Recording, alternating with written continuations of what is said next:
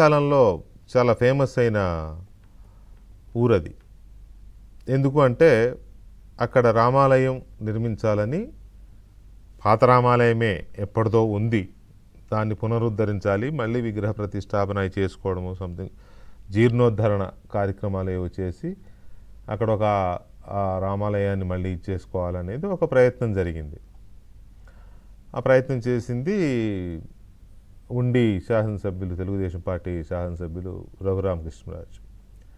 అది ఎందుకు మరి అడ్డుకున్నారో, వాళ్ళు ఏ ఉద్దేశంతో అడ్డుకున్నారో, ఏకంగా ఆయన ఆ రోజు వెళ్ళి రాముల వారికి పూజ చేసి ఇది చేసి దానికి వెళ్తే హత్యా ప్రయత్నమే జరిగింది ఆయన పైన. ఆయనతో పాటు వచ్చిన కొంతమంది టీడీపీ, జనసేన వీళ్ళందరిపైన మేకులు కొట్టిన కర్రలతో కొట్టారు. చాలా రక్తగాయాలయ్యాయి చాలామందికి. అంటే అంతగా హత్యా ప్రయత్నం చేసే స్థాయికి ఎందుకు వెళ్ళారు?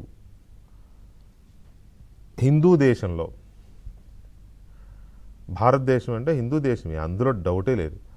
హిందూ దేశంలో అంటే ఇట్ డజంట్ మీన్ అది హిందువులకు మాత్రమే ఉండాలని కాదు, ఇతర మతాలను కూడా మేము ఆదరిస్తాము. కానీ ఈ హిందూ దేశంలో ఒక గుడి కట్టుకోవడానికి ఎవడి దయ మీదో ఆధారపడాలా, ఎవడి దయా దాక్షిణ్యాల మీదో ఆధారపడాలా ఏంటి అనేది ఒక చర్చ జరుగుతోంది, అప్పటి నుంచి జరుగుతోంది. ఆ తర్వాత దాని మీద ఎవరో కోర్టుకు వెళ్ళారు, ఆ కోర్టులో కేసు నడుస్తోంది, సంథింగ్ ఆ డీటెయిల్స్ అన్నీ మనతో రఘురామకృష్ణరాజు గారు షేర్ చేస్తారు. దాంతోపాటు సడన్గా జగన్మోహన్ రెడ్డి గారు భీమవరం వెళ్ళారు మొన్న. సడన్గా భీమవరం మీద ఎందుకు ఆయన ఫోకస్ పెట్టారు?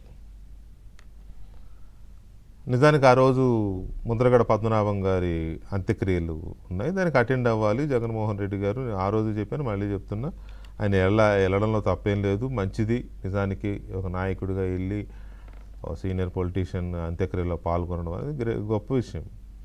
కానీ ఎలాగో వాటి వెళ్తున్నాం కదా, ఖాళీగా ఎందుకులే ఒక పూట ఇటు కూడా పోయొద్దాం అని భీమవరంలో మీటింగ్ పెట్టారా, లేకపోతే అక్కడ ఏమన్నా నిజంగానే సమస్యల మీద పాయింట్స్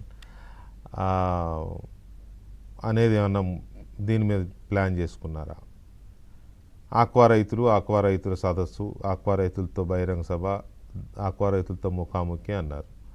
అక్కడ నుంచి వస్తున్న రిపోర్ట్ ఏమో అసలు అక్కడ ఆక్వా రైతులే రాలేదు, మొత్తం వైసీపీ కార్యకర్తలని పోగేసి ప్రభుత్వాన్ని తిట్టిపోసే కార్యక్రమం జరిగిందనేది ఒకటి చెప్తున్నారు.